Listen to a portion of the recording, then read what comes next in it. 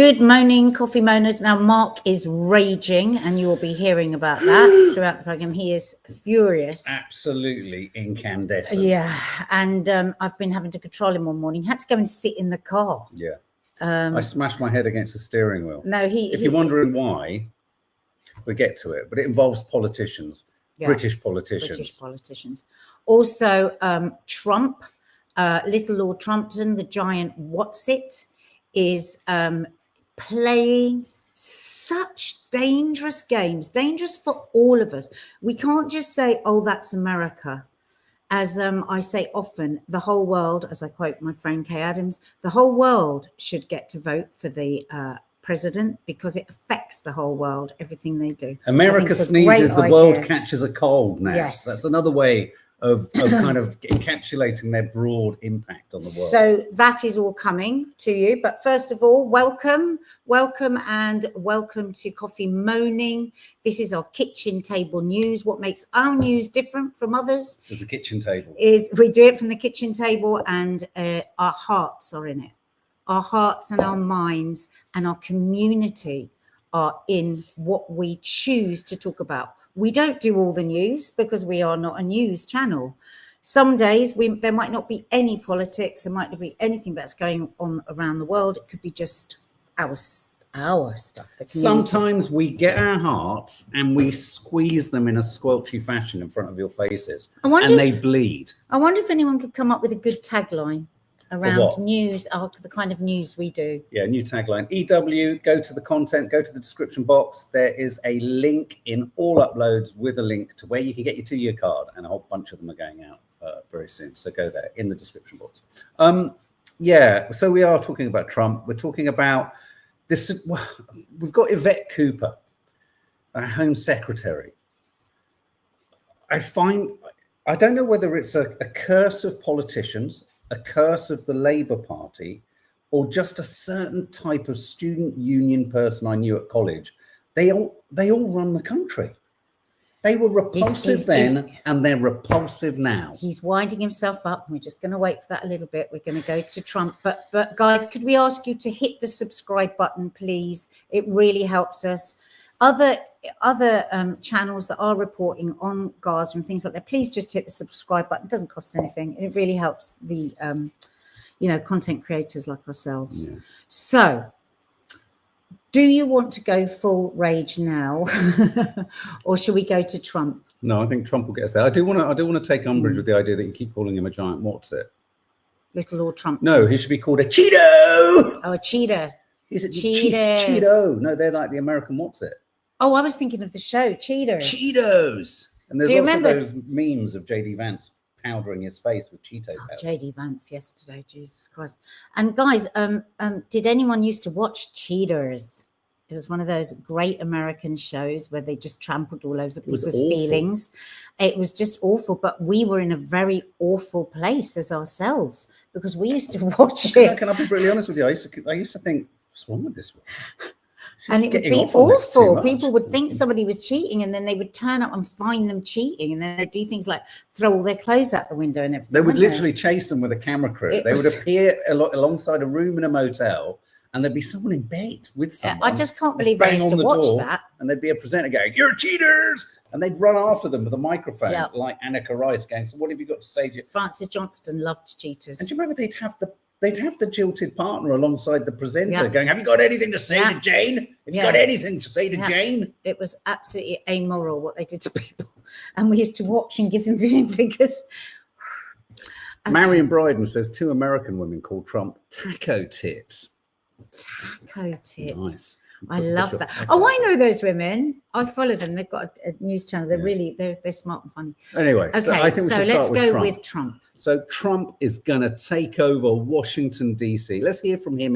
Should we hear from the big man himself? Yeah, close your ears if it's too offensive. Let's hear from the flatulent Cheeto.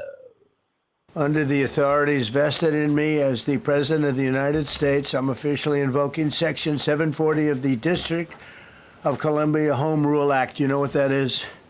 And placing the D.C. Metropolitan Police Department under direct federal control, and you'll be meeting the people that will be directly involved with that. Very good people, but they're tough, and they know what's happening. They've done it before. In addition, I'm deploying the National Guard to help reestablish law, order, and public safety in Washington, D.C., and they're going to be allowed to do their job properly. Okay, I want to immediately give you Simon, what's his name? Simon Marks' analysis. He's fantastic. He's brilliant. He's LBC's American reporter. And he phones in and does lives, little kind of just bolts and missiles and jolts of info. He is so articulate, he's so eloquent, he's so thoroughly, he's what's good about being British. He's just pithy and articulate and dismissive, and he's just great. He's great. We love him. I wish he had more and more to. I'm looking for the paracetamol. Yes, they're just there, sweetie. We're taking bills here. So you've heard Donald Trump say basically he's going to take he's going to take over Washington D.C. police force. Now you made an interesting point today, which is like, well, don't the government own the police anyway? All governments rule the police. Theoretically, we all look at the police, and I think Americans look at the police as an extension of government. Surely. Yeah, because you'll have a Home Secretary that will make decisions. Because when I was seeing all this in federalizing and all this, I thought it meant that the army was going in, that he was sending the troops in. Well, that's the next stage. Like in LA. The National Guard will be sent. So here's the thing, and Simon Marks put some meat on the bones. But what I don't know if you remember, about 2 or 3 months ago, he did the same thing in Los Angeles. Oh, that was a damn And the analysis by Gavin Newsom, which was, the governor of California, was an act one, which is there's always crime and there's always violence and there's always kind of unrest in all urban areas. There's always some degree of violence and crime. It's a part of life. If you send in the National Guard, or if you federalize and sort of essentially make the police stricter and harsher and sort of following a command that is politicized, that's the difference. It's a politicized command. So if Pam Bondi says, do this, they have to do it. It's not like they can judge it legally and go, oh, yes, because here, the head of the police can argue with them. Yeah, so absolutely. like when she wanted... when they wanted one of the Palestine marches to be stopped, he wouldn't allow it. Yeah, would absolutely. He? The police commissioner. Yeah. So that wouldn't be able to happen. You do whatever. But of course, the contradiction in this, or the kind of not catch-22, but what Trump's really doing is that by making the police more forceful and extreme and harsh, by making it look like they're militarized or there's National Guard or whatever, the idea is that it will provoke and intensify and make febrile the atmosphere in that city. So people, are more likely to kick off or maybe react against it or protest or feel that their freedoms are being impinged upon and therefore push back. And in the pushback, you fall into the bear trap that they want. It's the same policy in Israel, fall into our bear trap so we can just... So he can start to say, we're doing it for self-defense. Self-defense That's what he wants more than anything is more crime. Yes. More violence and more chaos, so then he can do his whole invasion thing. He can stop the what's the next vote that's coming along? The midterms. He can, and that's what people have said right from the beginning of this. This would be his plan. He does everything that people think, actually, again, like Israel, they always tell us what they It's like someone said the other day, and we're going to show Simon Marks because we've just given him such a big build-up. But it's like someone said the other day, given how vengeful Trump is, isn't it amazing that he never, ever talks about the guy who clipped his ear? Who clipped his ear? In the so-called assassination attempt. Oh! Isn't it interesting that he never invokes who that was or that moment or what kind of a person they were. He doubles down on everyone. That's so... But he's never, ever, in any set of circumstances, invoked what allegedly was an assassination attempt on his earlobe. God. Just a thought. Given how vengeful maybe he's so scared. Maybe he's really, really scared because he is a coward. Okay. Well, let's have a listen to Simon Marks, and then let's all go to the races, guys. Let's talk about what is he really up to, because nothing Trump does is what he says he's doing. We know that. And that's not. I'm in Washington D.C. is at a 30-year low. He is plucking statistics, plucking scenarios, claims that the city is bedlam, out of thin air and using it as a justification to deploy the National Guard on the streets of this city to clear it of its homeless population. We don't know where they're going to go, to revoke part of Washington, D.C.'s right to govern itself, particularly with regard to policing. He's putting Attorney General Pam Bondi in control of the D.C. police force. And most important of all, Tom, he's made it absolutely clear that this is the test bed. Yeah. And what he does here in Washington, he wants to take to New York, to Chicago, to Baltimore, to Oakland, to cities all over the country, which would be a highly militarized response to crime and unrest that might be fomented by the presence of those troops coming just months before the country is due to host midterm elections. There we Did you get go. that? Beautifully put by him there. So There the idea we being go. that he puts the militarized presence out, it foments a response, and in the response they slammed it. It's a bear trap. It's a classic. I love the bear trap analogy. It's such a good one. God, if it can spread around the country, just stay indoors and sit down and watch telly. That's the way to fight this, with total peace. Go inside, sit down and do nothing. Which is kind of what They did in LA. unfortunately happened for him in LA. Yeah. Was the biggest advice from the mayor and from the governor was go home. Go home. Just go home. Go home, because it will fizzle out.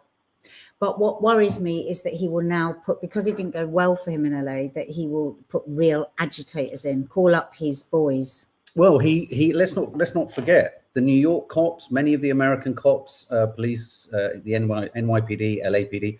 Who are they trained by? IDF. They are all inextricably entwined in their abilities to provoke, in order to then use the line of self-defense. This has become the new way to attack, conquer, destroy, and demolish, is to prod, and then when people who your system, whether it be in Palestine or whether it be the capitalist system of America, it disenfranchises entire swathes of the population who have little to lose and even less to live for, and then you wonder why they bite back. But that's what he wants. It's a dictatorship. And where are those homeless people going to go? Where are they going to go? Yeah, maybe he'll set up some more alligator prisons. Homeless, says Dearhart, or drug addicts. I mean, do you know what? If I lived on the streets, I'd probably turn to drink and drugs. Yes, I think it's. I don't know if you're drawing a sort of judgmental difference between the two. I think there is a difference between the two, but I wouldn't be at all surprised if the crossover's there. And culpability doesn't sit with you, even if you've become a drug addict. The way we treat our homeless, the way we treat our elderly, the way we treat our sick and our mentally unwell says everything about the society that we are. Michu says something much more sinister. It's not to cancel the midterms. Well, I don't think he can cancel them. He wants the midterms to happen. He will ensure they happen, but he'll pick who votes. So you think he'll bring in some kind of law which kind of disenfranchises all those that presumably break the law, unlike those who stormed Capitol Hill, who can be released from prison and vote as much as they want. Almighty. It's curious, isn't it? Isn't it? Yeah. Unbelievable. Let's have a listen to Michael Wolff. Nadia, this is a clip from Michael Wolff is Trump's biographer. That smells good. Yeah, rosemary, it's lovely. He I need a ping. We're not doing poppers. He famously ended up spending it's rosemary oil. Spending we're actually popping sort of like mad. accidentally, because Trump wasn't interested in anyone who writes books. He got right embedded, didn't he, in with the Trumps? And he's always said that he has people in the White House, that he has his... Michael Wolff has said. Yeah, this is well known that people actually can't stand Trump, many of them in the White House, and it's all sort of this sort of stuff. But there's many people using him, but there's also people in there that are, under the cosh, and I'm sure dislike him intensely, and therefore feed... it's a leaky building, Washington, and whether this is true or not, but Mr. Wolff here says that he has, made good contact from when he spent time in there, and that they feed him information. So. And I just want to, just before we go there, this is a really important comment from Jean Ridgewell. This is something we talk about a lot in this household.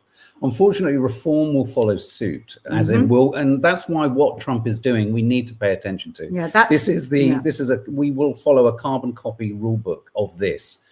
Whether it be reform or a combination of the Conservatives and reform. And it looks like they're inevitably going to be the largest party, or certainly coalition, after the next election. Jean Ridgewell says, unfortunately, reform will follow suit. That's why even though you are disappointed with Labour, splitting the left-wing vote will allow a right-wing party to come to government.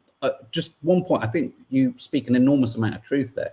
It's with a heavy heart, and it's with great sort of sadness and a knowledge that this is what could happen in terms of one's frustration with Labour. I am encouraged by the size and scope of Corbyn and Zara Sultana's new party, your party. I have huge misgivings about where the concentration of those memberships are. They need to be spread across the country for you, in order for you to be able to do anything in this political system. So even if you had 1 million, if they're all in London, you may end up with 3 politicians. So it doesn't carry. But just because there's a movement and there's a huge, so I understand what you're saying. That also said, I don't think it means we can also just let this government go. I think for me, we have 3 years of needing to profoundly shame, when I'm getting to my fury with Labour politicians, shame them and embarrass them and force them to step back towards being a party of the left, because they're not. That's my problem. They're not.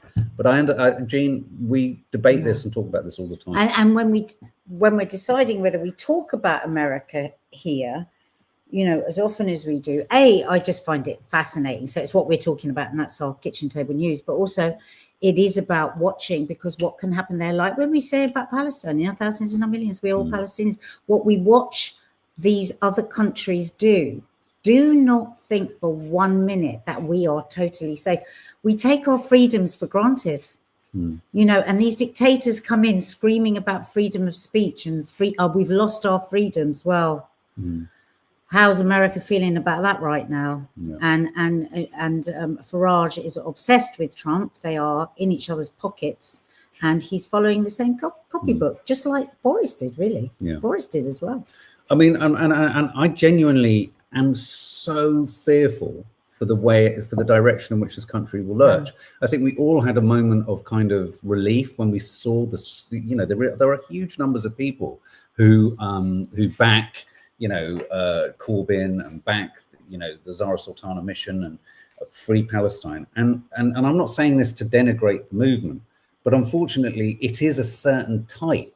It's not across the country. It's not in sizable numbers, not to change. And because of the system we have, I genuinely don't see how anything other than a reform coalition type government is going to be our next government. Now, what will come in with that is everything we're seeing from Donald Trump. Look to Donald Trump in America, unless we have more stringent rules, don't we? I mean, you couldn't at the moment, the way politics work here, do the kind of things he's doing. Well, I worry more about the extent to which reform indirectly and tacitly, I'm not suggesting they're doing this now, but they feed the embers of civil unrest. Yes. I think when civil unrest starts to creep in, all bets are off. Yeah.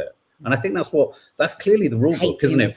Everything's the immigrants' fault. Everything's migrants' and the rule book for Trump and the rule book for, it seems, the far right here is cause civil disobedience so that you can then clamp down hard on it. That's the kind of. Hi, Tori, sending you love, sweetie. Hi, darling. So let's have a listen to Michael Wolff, who's got his theories on what Trump's up to. White House for the last week or so, Trump has been saying, I need a big thing. I need a big thing. Who's got a big thing? Oh, what a dodgy question. Now, everyone in the White House recognizes that this is code for something that will get them beyond Epstein. A distraction. The next chapter. Get rid of Epstein. And a lot of people have had suggestions. Well, let's go after Mondani in New York. Let's make him the villain. Or let's send troops into another city. As you'll recall, they sent troops into LA. And in fact, they are now sending troops into Washington, D.C. But for Trump, it has been we have to do Ukraine. We have to do Ukraine because that's the thing that will most please the MAGA people, the people who are most upset about the Epstein story. So what that is going to be, and on Friday, Trump meets with Putin in Alaska. What this is going to be is that Trump is going to sacrifice Ukraine because he doesn't want people to talk about his long friendship with Jeffrey Epstein. So let's just pause for a second. We are literally sitting at a point in history where one of the worst live stream genocides in living history is being broadcast to the world and no one is doing anything. We have a president whose overreach in terms of his powers and militarization of the infrastructure and federal court and federal system in America is unprecedented. And all of this is happening because his pants were down and he was involved in essentially a pedophile ring, friends with a pedophile, a guy who had a huge ring of kind of connection and intelligence supply of all the kind of most, senior politicians and people of influence in the world. Are we seriously watching the world slide into the abyss of world wars and countries being sacrificed and entire populations being destroyed because a group of men are trying to control the release of stuff they've done with women and children? And secret, and also it's unbelievable. Intelligence services. It's unbelievable. Whether And that this is be my the point. When FBI, people look at the- Mossad, CIA. So when people look at the news and go, oh, it's the Epstein story. This isn't just, when you see Epstein, This it's not is- just Epstein. When No, you see the Ukraine, world's it's not going just like this. Ukraine. This is all, everything is interconnected. Netanyahu is sitting, they have hard drives somewhere in Israel with some of the most compromising material on They must have. everyone. We don't know this, but obviously this is what is talked But about. this is a what lot. everyone is talking Yeah. about. You cannot turn the other cheek to something so obviously egregious as what's happening in Palestine unless someone has some seriously compromising material on the entire system and controls your infrastructure and your intelligence services and your security. And I mean, quite literally, because dirty men, Dirty, getting wealthy their men. jacks up, oh my God, I just nearly choked, getting their ends away in the most hideous fashion. Yeah. Pedophiles. What the fuck? Keep the pedophiles. Keep the pedophiles' names a secret. Wow. I listen to a lot of MAGA people that are very, very, very, very, very angry about the Epstein files because they were driven on the Epstein file promise, weren't they? I don't know if that's right, that Ukraine will distract them enough. I don't think it will. I think it's an odd thing to say. I mean, I think he's, what do we know? We don't I mean, know at first, when you said it at first, I thought that's not big enough. I mean, I suppose there is a kind Well, of. I mean, I suppose if the war escalates and tips into Europe. No, I mean, I think what he's going to try and sell to MAGA, to his base, is If the idea that Putin we've goes pulled out of mad, this war, we've negotiated a madder. deal, we don't have to support them, we don't have to pay. The massive problem he's got, whether he likes it or not, and this is something that's running alongside, actually, Israel still managing to, destroy and continue and be supported by Trump and co. That he might be able to distract slightly with Ukraine, but I think the problem of Israel has eclipsed Ukraine. Okay, let's forget Ukraine. Let's just say, what if it goes big style with Putin? That's the news is gonna gobble that up. I mean, Western media absolutely loves to talk about Putin.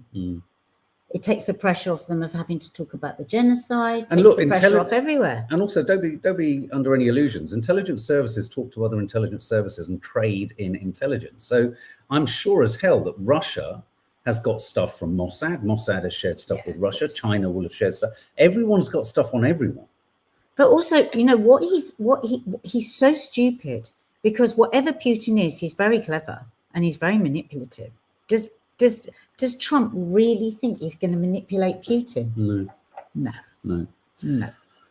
Oh, it's just, anyway. Okay. I'm going to move on to Palestine action, because this is where I had to go into the car and literally chew on Hopefully you've calmed down a little chew bit on now. my steering wheel, just. So Palestine Action co-founder accuses ministers of making defamatory claims. These are the co-founders of Palestine Action, Richard Barnard and Huda Amouri.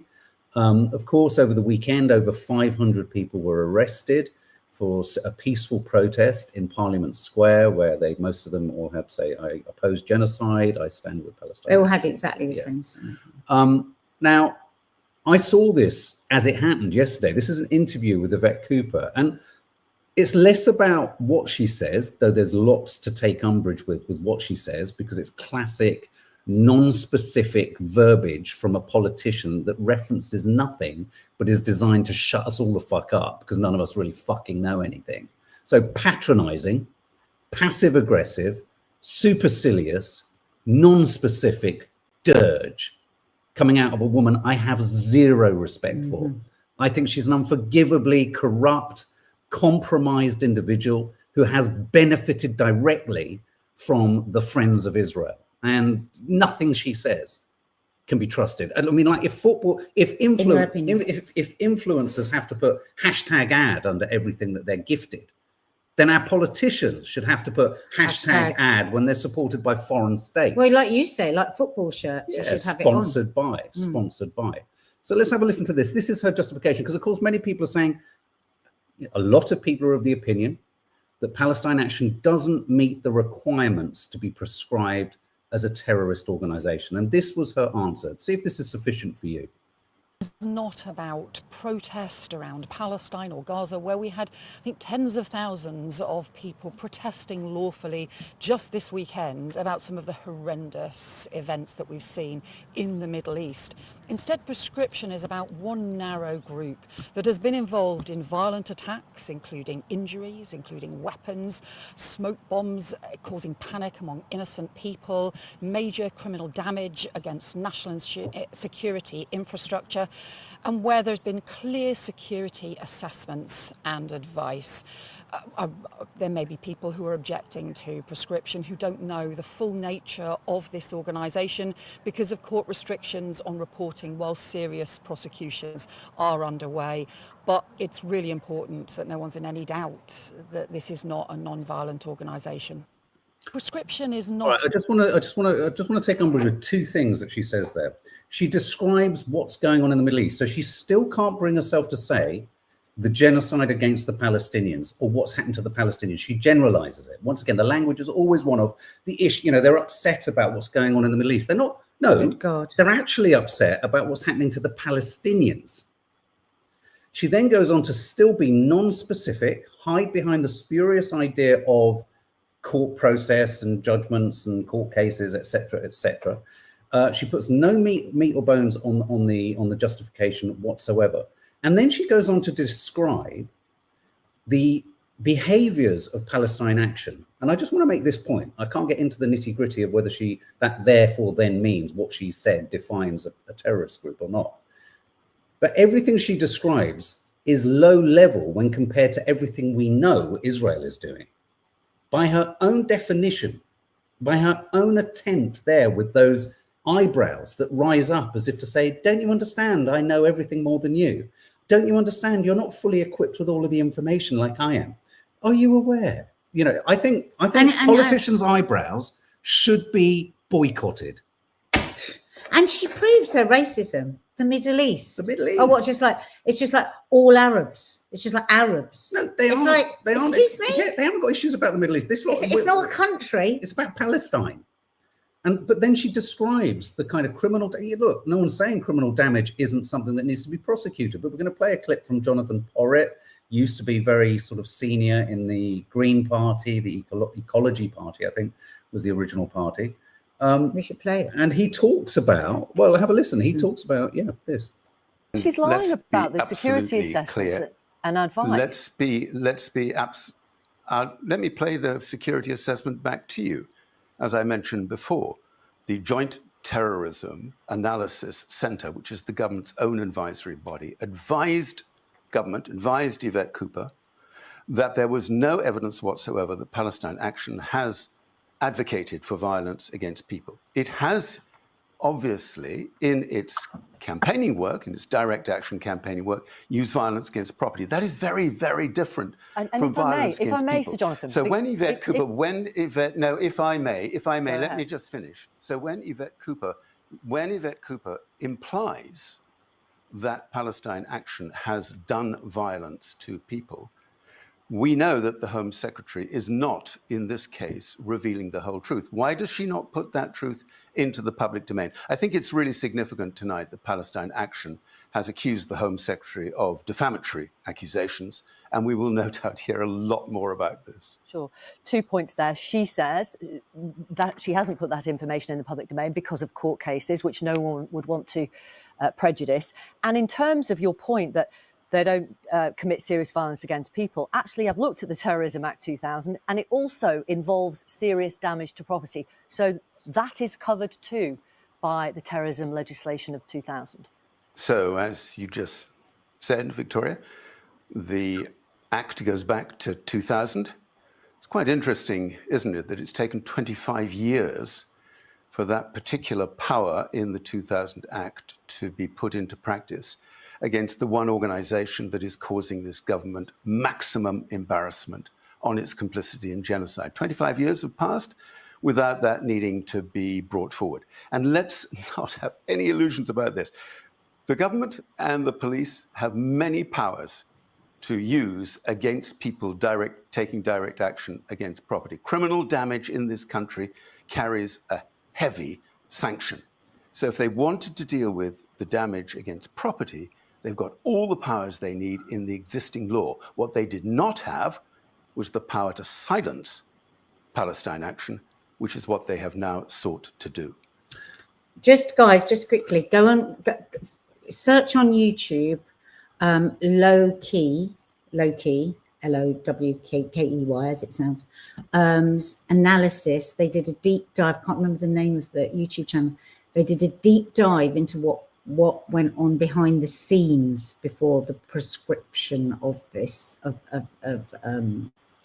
Palestine Action. Just really interesting. Go and have a listen. Yeah, I just want to give you what Palestine Action co-founder's response to Yvette Cooper's comments were. She said, Huda Amori said, co-founder of Palestine Action, Yvette Cooper and Number 10's claim that Palestine Action as a violent organization is false and defamatory and even disproven by the government's own intelligence assessment of Palestine Action's activities, as quoted there by Porritt. It was revealed in court during my ongoing legal challenge to the ban that the Joint Terrorism Analysis Centre's assessment acknowledges that Palestine Action does not advocate for violence against persons and that the majority of its activities would not be classified as terrorism. Spraying red paint on warplanes is not terrorism. Disrupting Israel's largest weapons manufacturer, which I think may be part of this, a huge influential part in the decision that's been made perhaps, by trespassing on their sites in Britain is not terrorism.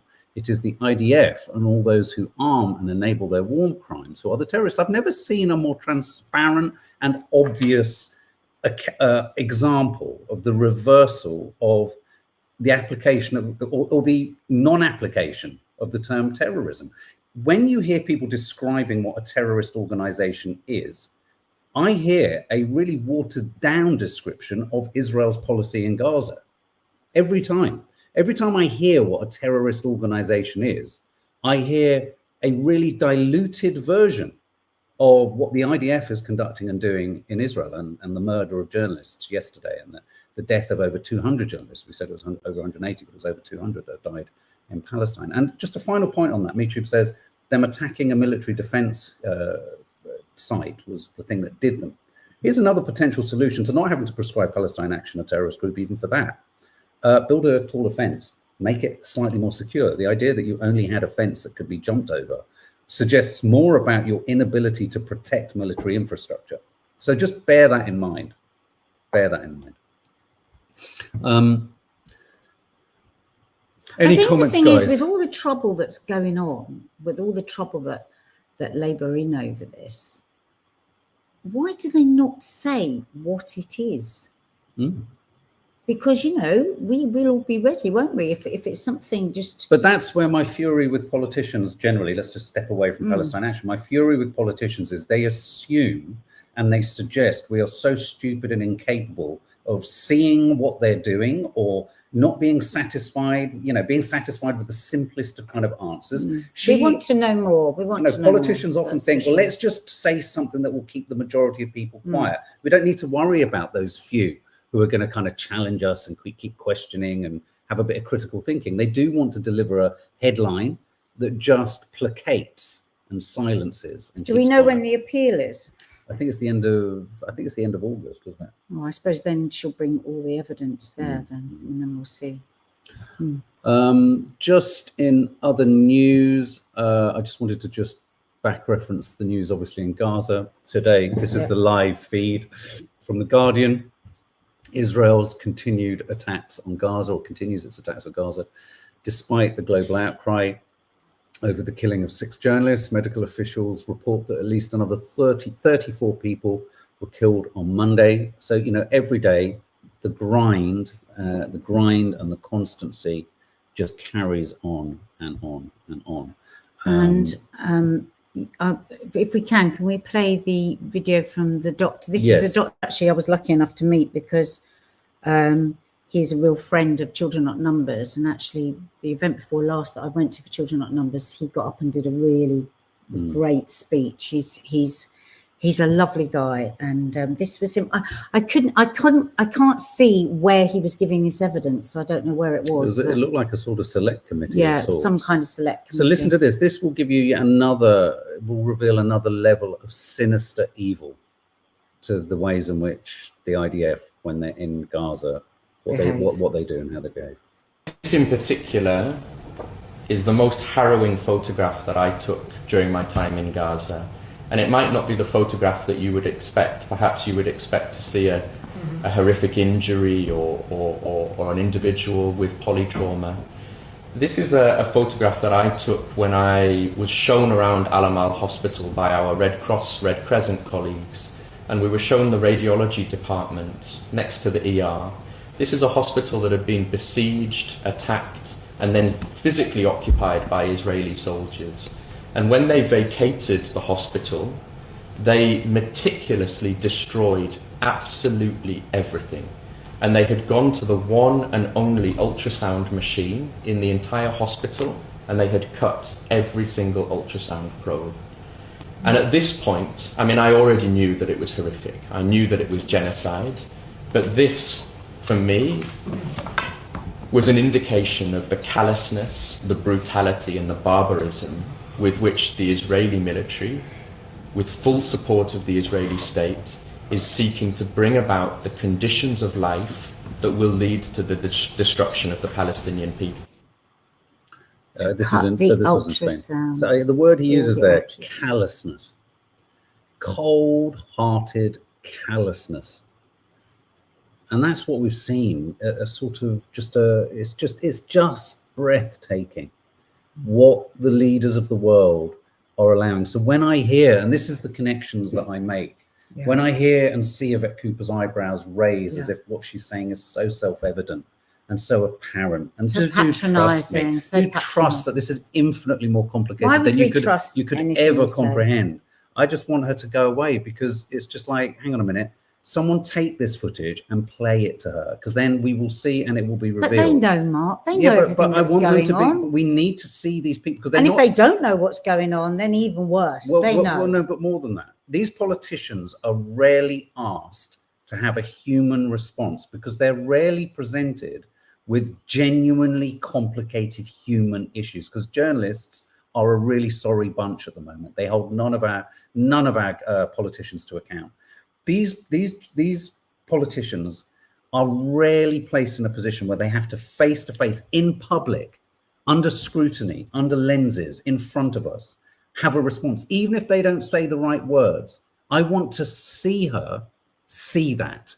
I want to see Lammy see what we're seeing. I want to see them watch it. Doesn't mean they're going to say the right thing afterwards, but I literally want to examine their faces, because I'm getting to a point now where I don't actually think these people are human. I genuinely think they lack the humanistic capacity to run this country. They have failed. They have failed as leaders. They don't have a human aspect to them. And actually, I would, those politicians who leave parties and can't bear it, or even if I don't agree with why they're leaving it, it suggests they're human.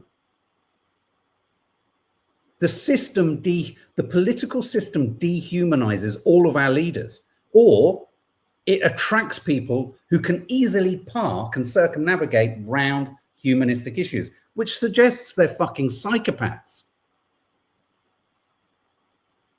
It's depressing. Our leaders are too depressing. They're too incapable.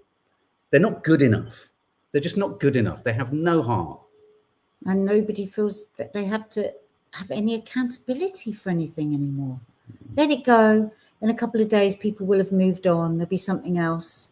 That's what it feels like always, doesn't it? And then they come out, they trot out every 4 years, make you a pile of promises.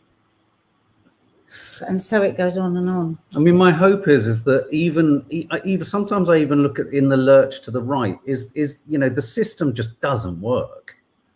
And I just wonder whether we're going to have will the population, someone just said you only need 30% of the population to be, frustrated with the lack of representation or accountability for there to be some, I get disheartened. I get so disheartened because I think so many people think the system works, and you're being played. The vast majority, we're all part of it. I have been. We all have been over the years. We're all being played at all times. And then we dare to decide what is an agreeable regime or not agreeable regime, because we've got these raised eyebrows pretending we've got the best regime. Yeah. Put your eyebrows away. She just says the Middle East. It's not about the Middle East. It's about Palestine. Shame on you. Yeah, don't try and broaden it. Good God. Well, that's the way she thinks, though. It's deeply racist. Yeah. Unforgivable. Anyway, on that note, should we go to a funny clip? Yeah. So we're getting to the end now. We're going to have to, no one is more in need. That's why the live Sunday show last night was so useful. No one, we often, Coffee Moaning often turns to the fun. In fact, I was watching the Young Turks last night.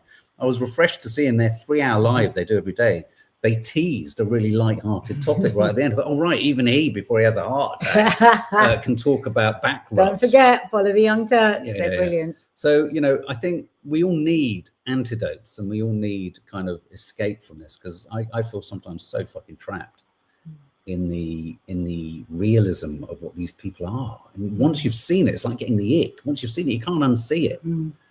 Once you don't trust them fundamentally, you can't suddenly trust them. Anyway, in that spirit, let's have a bit of humor. Thank you. And hit the subscribe button if you like what we do. Hit the like button too. Just that little, neither costs anything. It's just that. Thank you. So this is something goes crazy in a kitchen. This is a mouse they're looking for, and they do thousands of pounds worth of damage.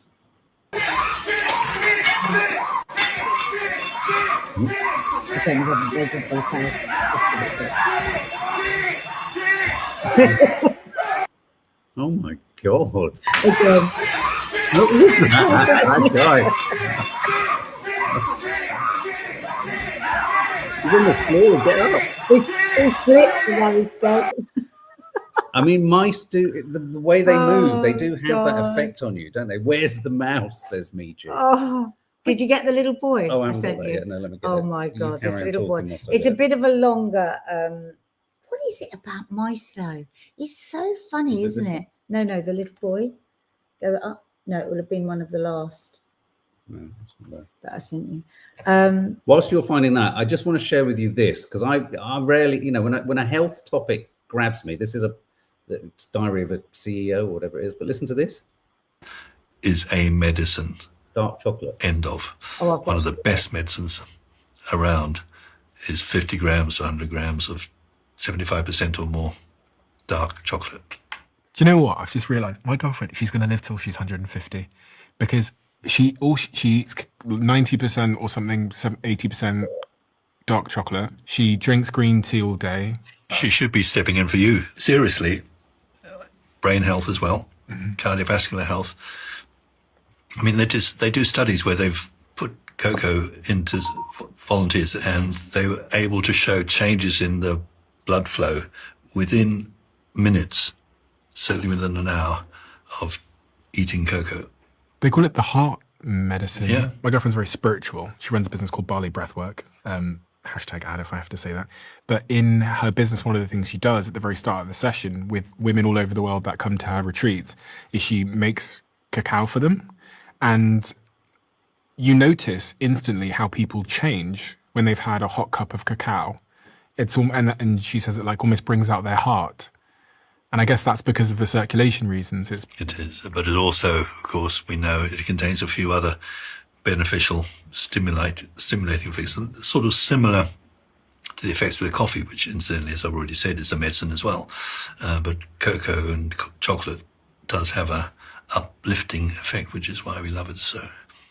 Wow. So, And I mean, I also didn't realise that it's that. so therefore, because of the blood flow, it's very good for the eyes. Yes. And then he talks later about turmeric, curcumin. And he says, you know, when people go for these massive doses, oh, I've got more curcumin, you've Yes. got, don't do that because it goes and it sits in the gut. That could be And why then I've it got becomes gut problems, all toxic. that turmeric. Exactly. Yeah.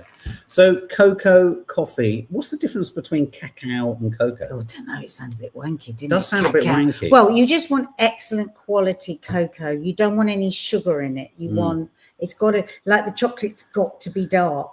And also you have to even be careful with the chocolate where you get it from, because But a lot he of, said- don't listen to this, yeah. a lot of dark chocolate has lead in it. Oh, So you've right. got to do your research. And a dark chocolate I used to buy is like in kind of like court cases over it, So apparently. he says 50 to 100 grams that's of not much. 75%. Yeah.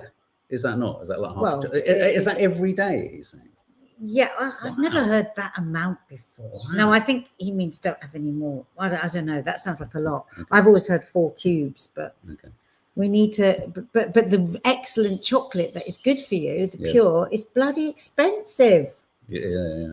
You don't just go and get any old Yeah, dark they're paper chocolate. thin, You've aren't they? got to look at the Yeah, provenance. you've got to be honest. Cadbury's is nice and thick and chunky. I love it. Okay, we're going to pull in this clip. It's quite long. Right, this is a long clip, so if you've got to go, this is 3 minutes. Yeah, so we're going to but bed in. for parents or for anyone that was a child and had to take medicine, I just loved it. What did you say? I'm too young to be treated like this. You're too young to be treated like that? Every time I take a bite, it just doesn't let me. It just, this is weird. I have a headache. I have a headache. Because his medicine is food. What did you say? Just trying to have it. You might. What? Do my eyes look tired? Well, you need to go change your shirt because you have to take your medicine. You better now? You got this. You got it. Come on, buddy. You can do this. I believe in myself. I believe in myself. Are you very happy? I'm very happy. I need you to keep going. Okay. Is that better? You're doing good. You just got a few more. You really don't gag. Well, I thought I was gonna burp or something, Okay. but I didn't. Be careful. Don't throw it up because you've worked so hard to get this down. Your last bit, okay? Maybe.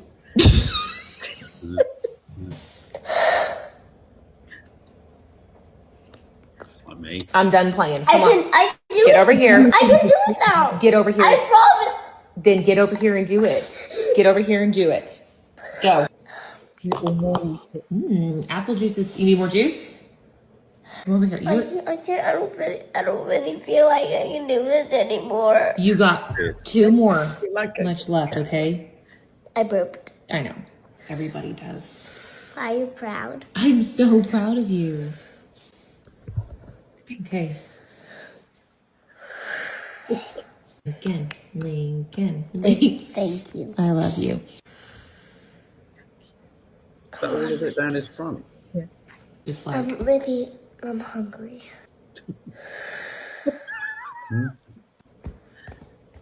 okay. There you go. It's okay. Drink. Drinking But it. at least I'm trying. I know you are trying, but you're look, you could have been done now. I know, but it's just... I know, it is yucky. I know. You got it. Stop. Come on, buddy. Do it. Okay? Well, I believe in homeopathy. Plug it. Come on. He doesn't look ill enough to be going through this. I don't think I can do it anymore. We're gonna do this quick, and you're gonna grab your juice, and then we're done. No, I can't do it by myself. Top 6. Ready, go. All of it. Go. That's it. You're finished. No. A number of people saying it felt a bit uncomfortable, the extent to which she was filming. Yeah. Yes, I get you. I'm sure. I don't know why people film everything that I would never film. But I was just like, I just loved the way he negotiated. And she's a really good mom. Yeah. He was somebody that knew how to talk about his feelings, asked for the bigging up. Are you proud of me? I just thought, and I think sometimes when people film, it is kind of nice as a parent when you think, because she keeps in the bit when she goes, just bloody have it. It does remind me of a certain milky medicine. Milk of magnesium. Is that what my nan would have given me? It sort of tasted weird, but it was strangely kind of compelling as well. Yeah, because I just love children so much. He was negotiating like it. You know, she said this took all morning. You know, it was like he tried absolutely everything. I love the way he did a whole big number and then gave it back to her. I know. The exact same amount was in. Oh, I just love kids. Says Mel W. Muscavan. What do you think it was for? Yeah, the trauma of having to have an awful yellow powdery tablet daily as a child still haunts me. Oh God, I wonder what in people when they used to have cod liver oil. Do you remember? Yeah. Syrup of figs, Kathy Hyde. I never had that. My nan gave me. It was always milky and it felt weird. It sort of had. It wasn't entirely unpleasant. I know what you mean. I've had that. Do you know what it was? Was it milk? No, I think milk of magnesia is for old people. I can't remember. Anyway, I've got a final thing I just want to say. Fiona Reid. I think it's antibiotics.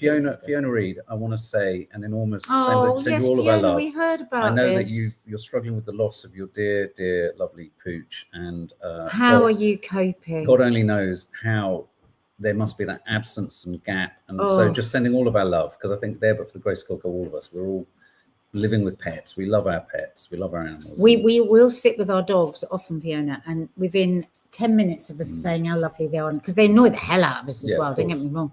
But when we're having like our soppy moments with our dogs, we always end up going, but what are we going to do when they've gone? And we go to such a place. So, and of course, we nearly lost Chi-Chi a few years ago. So we know just a millionth of what you're feeling because you've actually lost yours. So sending you so much love. And for people that don't have dogs and don't understand and don't just trust us, that really try and give the space to people that are grieving over their animals, the same kind of space that you would if it was any other living thing. Because and a lot of people, their animals are their only real family, and to lose it, absolutely. Cats matter too, dear. I mean, any pet, any pet. furball. Well, anything that somebody really loves and loses. If you love something, someone, an animal, and you lose them, it's incredibly painful. They're family. Grief doesn't have some kind of compartmentalization, does it? It can, So, big hugs, Fiona, and your friends let us know that you were struggling. So. All right, sweetie. Thank you to everyone else for all of your comments, for all of your knowledge, for all of your thoughts and humour and frustration. And thank you for tolerating my rage at British politicians. Just couldn't bear it. And we'll see you soon. We'll see you soon. Take care, guys. Bye.